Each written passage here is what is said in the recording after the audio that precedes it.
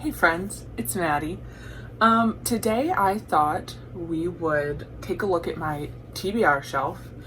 This is a fairly new addition to my bookshelf collection. I bought this pretty recently and I thought it would be a good place to house all the books that I want to read. I'm not going to go into super detail about all of them, probably because there's so many on this shelf, but we'll see what I do. So yeah, I just kind of want to talk through some of the books that I'm hoping to read. This is kind of like a long-term TBR. I'm not trying to like finish these by the end of the year or anything. These are just the books that I own that I'm the most excited about. So I've got my hard seltzer, got my books. Let's dig in.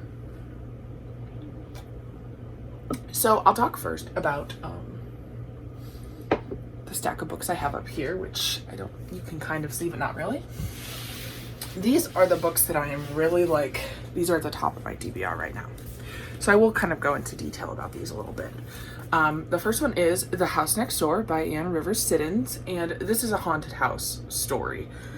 It's kind of a vintage paperback type. I love haunted house stories, so I'm very excited about this. This is one I'll probably pick up quite soon. We're getting into October, so this is one that I'll probably pick up very soon. Next, I have The Elementals by Michael McDowell. This is also a haunted house story. This one does take place more in the summertime, but I'm not too worried about that. Then I Thought It Was Just Me, But It Isn't by Brene Brown. This is a self-help type advice book, and Brene Brown talks a lot about shame and just self-confidence and stuff like that, and I really like her podcast. It's called Unlocking Us. I really like that, so I'm excited to check this out, and my best friend really likes it.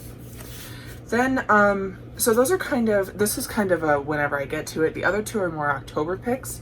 These next ones I kind of want to be November, December picks. I know I said I don't seasonally read, but there's something about the desolation of winter that makes me want to read depressing books. I want to read Rebecca by Daphne du Maurier. This is about this woman who marries this man, and she moves into his house, and basically everything in the house is reminiscent or reminds her of his former wife, who was named Rebecca. I don't really know much else about it, but I know it's really good, and it's gothic, which I love. The next two are by the same author.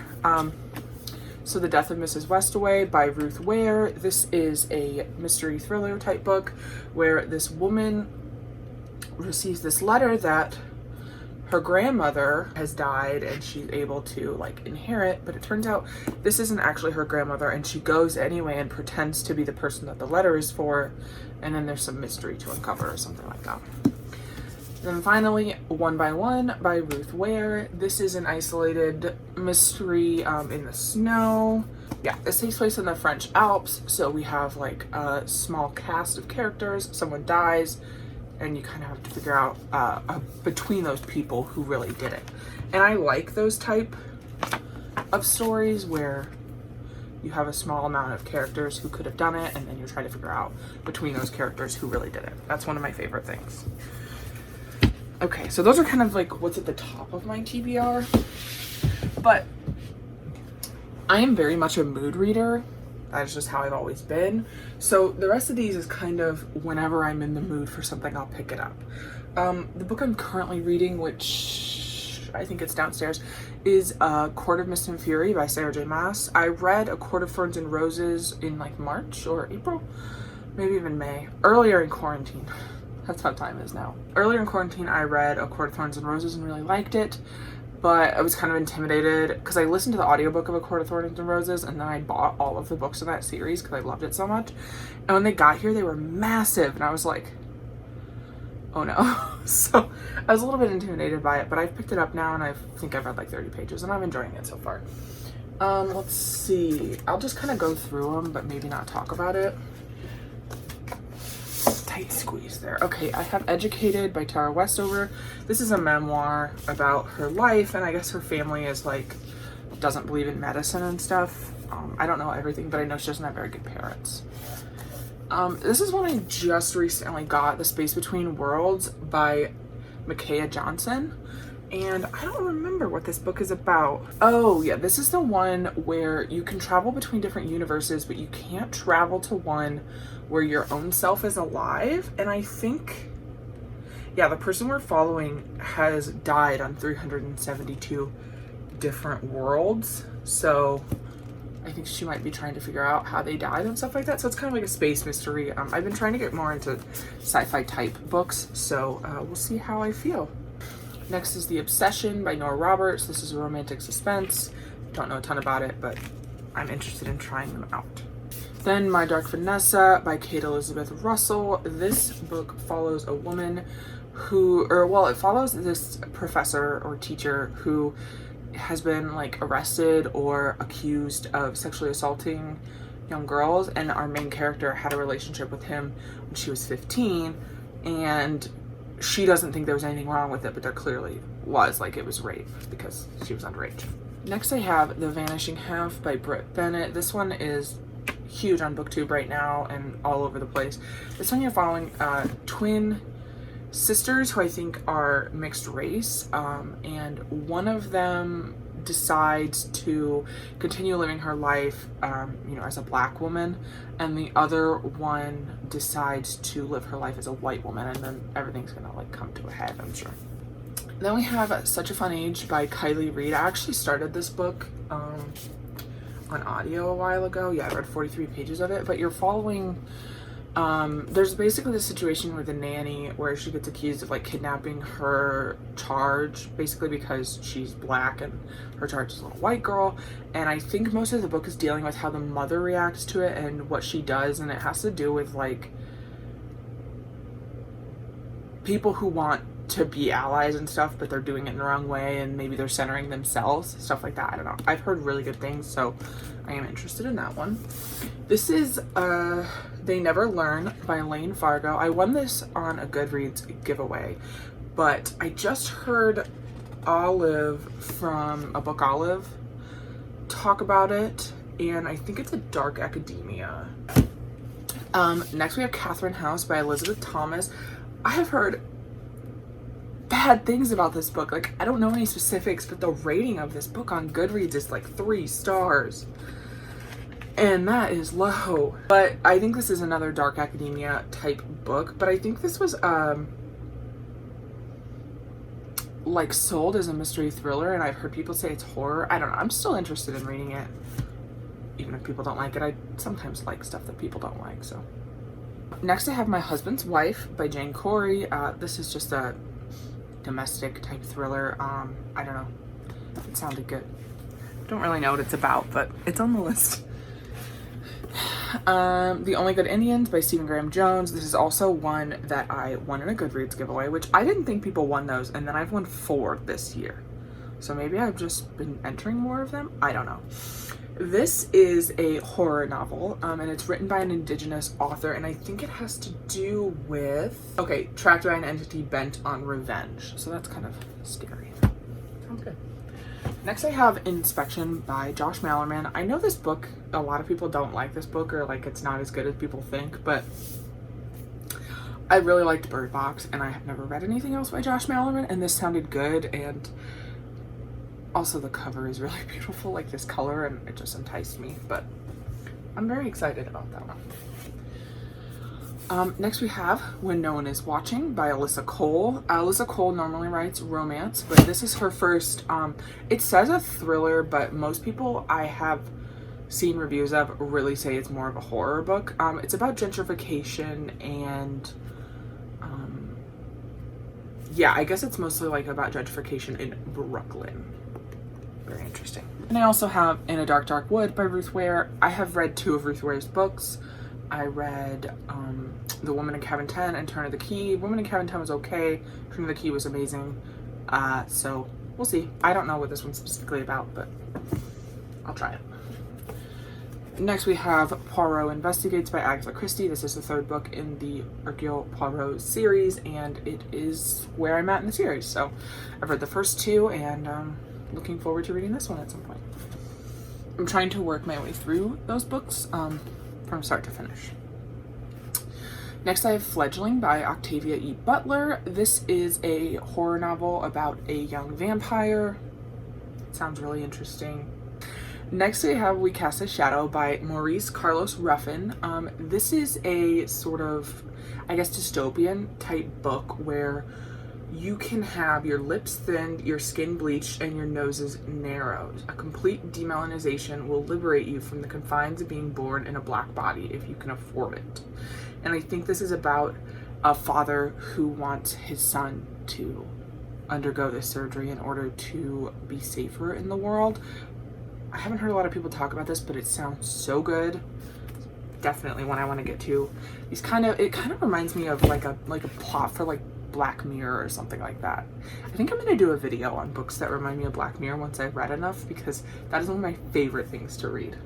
Next, I have Midnight in the Garden of Good and Evil by John Berendt. This is a true crime book about Savannah, Georgia. Next, we have You Had Me at Hola by Alexis Daria. I've heard mixed things about this. It's about two telenovela stars who are in this new TV show and their romance. We'll see. Almost done with the first shelf here. Next, I have The Five by Haley Rubenhold. And this is about the 5 women who were killed by Jack the Ripper. So instead of telling the story about Jack the Ripper, this is about the women. Next, I have Affinity by Sarah Waters. This one is about a woman who goes to decide to work in one of London's most notorious prisons. I think Sarah Waters writes like sort of creepy gothic books. I haven't read any of hers. I do own 3 of them because I wanted them all to be the same covers. So I bought them all at the same time. I haven't read any of them, but I'm pretty sure I'll like them because I think most of them have lesbian relationships in it, which, big fan. Next, I have Sleep by C.L. Taylor. This is another isolated mystery where all these people are in this hotel. Someone dies. Who did it? This is a book that's only available in the UK, and I've heard so many good things about it from books like Whoa, and I finally just ordered it off Book Depository because I couldn't find it in the US. I don't even think they're published in the US. Similarly, Last Seen by Lucy Clark is one that I've been trying to get for my library forever because it has like a 4 point something on Goodreads, which is a really good rating for a thriller in my opinion. But I haven't been able to find it. But I think this one we're following 2 boys who've gone missing, something like that, and their parents probably. And then finally for the shelf, I have City of Brass by S.A. Chakraborty. It's a fantasy book that takes place in Cairo, and I think it has gin in it. I'm not 100% sure what the plot of this is. Okay, so first for the shelf is Girls of Paper and Fire by Natasha Nan. This is a book where we're following a woman who is a concubine to like the king or the emperor or something like that, and I think she has a relationship with one of the other concubines. Next is Cinderella is Dead by Caitlin Barron. This is a book that follows 200 years after the tale of Cinderella, like that actually happened, and every year these girls have to go to this like ball or something and find their mate, and if they don't, they disappear forever or something like that. It sounds really, really good. Is Burn Our Bodies Down by Rory Power. I absolutely adored Wilder Girls, so I'm very excited about this. All I know is that this one has to do with like fire and corn and something about this girl like going to discover her family or something. I don't know. I'm gonna read it. I love Rory Power. Next is Thunderhead by Neil Shusterman. I just recently read Scythe and really, really liked it. This is a world where death doesn't happen anymore. Like, we've conquered death, and there are these people called Scythes who are in charge of controlling population by killing a specific number of people every year. This is Vicious by V.E. Schwab. This book follows 2 boys who are at school together and they're trying to learn how to become supervillains or something like that. I've heard good things. Then we have Nevermore, The Trials of Morgan Crow by Jessica Townsend. This is a middle grade book and it's about this girl who is going to be in this magical competition or something. Then I have A Properly Unhaunted Place by William Alexander. This is also a middle grade. It's about a girl who can talk to ghosts. Black Leopard Red Wolf by Marlon James. This is a fantasy. I don't 100% know what it's about, but it sounded really good. Next I have The Passage by Justin Cronin. This is like a post-apocalyptic book about like it's about like a pandemic or something, but I think they turn people into like zombies or vampires. I can't remember, but it sounded really good. Next is The Time Traveler's Wife by Audrey Niffenegger, and this is like this woman who's married to this man who disappears in and out of time and he has no control over it. Bring Me Back by B.A. Paris. This is some type of thriller. She vanished, he lied, their secrets won't stay buried. We'll see. The Last Time I Lied by Riley Sager. This is the only Riley Sager book I have not read. And I am very unclear about how I feel about Riley Sager. I loved Lock Every Door, and then Final Girls and Home Before Dark. Like, Final Girls was okay, Home Before Dark I did not like. So we'll see where I fall on this one. I've heard good things, I've heard bad things, I don't know. It's kind of daunting to read when I'm really not sure if I'm gonna like it. It's like, why waste time on a book that I don't think I'm gonna like? I do know. Next is White is for Witching by Helen Oyeyemi. This is I think it's about a house, a haunted house. Another one. You can see I like that trope. Ooh, the sun is definitely lighting me up here, folks. Next is Monster Blood. It's the third book in the Goosebumps series. I'm trying to read all of them, so this is just the next. This is Annihilation by Jeff Vandermeer. I've never seen the movie. I don't really know anything about this except that it's weird, and I would like to kind of keep it that way. I think it has like a sci-fi-y kind of vibe. First is Kill River by Cameron Rubik. This is a summer slasher type book. That's all I really know about it. I think it takes place at an amusement park. Next is The House by Bentley Little. Another haunted house book. I have a type. Usher's Passing by Robert McCammon is also a haunted house book. I think this is inspired by The Fall of the House of Usher by Edgar Allan Poe. This is Burning by Jane Chambers. I don't actually really know what this is about, but it looks really cool. Next is The Andromeda Strain by Michael Crichton. This is about some type of disease, I think, that gets loose. Then we have Party Summer by R.L. Stine. This is the first of the Fear Street Super Chillers. Let's see, I'm assuming this has to, yeah, okay, they're working at an inn off of a tiny island on Cape Cod. Next is The Silence of the Lambs by Thomas Harris. This is the second book in the Hannibal series. I read Red Dragon either at the beginning of this year. I think it was the beginning of this year. And this is the second book. I've seen the movie. The movie's one of my favorite movies of all time, so we'll see how I get along with the book. Then we have A Hunger Like No Other by Cressley Cole. This is a paranormal romance. I think he's a werewolf and she's a vampire, part vampire, something like that. The Duchess Deal by Tessa Dare. This is a historical romance, and this is the one that I've heard is like one of her best. Then finally, the next book in my Stephen King chronological order is The Dead Zone. I'm not 100% sure what this one is about because it doesn't have a blurb on the back. It just has our guy. So we'll see. Oh, okay. It says Beware the Wheel of Fortune. Yeah, I don't know anything about this. I've never seen the movie. I don't know, but this is next. So we're going to see. These are kind of my favorite covers of them. They're the Signet ones. Don't know if they have a special name, but I really, really like these ones. Well, anyway, I hope you enjoyed that kind of look into what I'm thinking of reading in the coming months. This is mostly where I pull my next book from. I do also have tons of ebooks, so I tend to be reading a book on my e-reader / phone at the same time as reading a physical book, and even sometimes I'm also reading an audiobook, so I can be reading anywhere from 1 to like 4 books at a time. It's just how I do it. I'm not always in the mood for horror or thriller or whatever, so I like to kind of bounce back and forth. But yeah, this lighting is getting really bad, and I should stop it here before my face is engulfed by this very bright light. Okay, so I hope that was enjoyable for you, and yeah, I hope you will give this video a like if you liked this kind of just overview of my shelves. And subscribe if you want to see more content like this. This is kind of a preview into the types of books that I read. Yeah, leave a comment below which of these books that you've read that you think I should read first. So yeah, thank you so much for watching, and I hope to see you in my next video. Bye!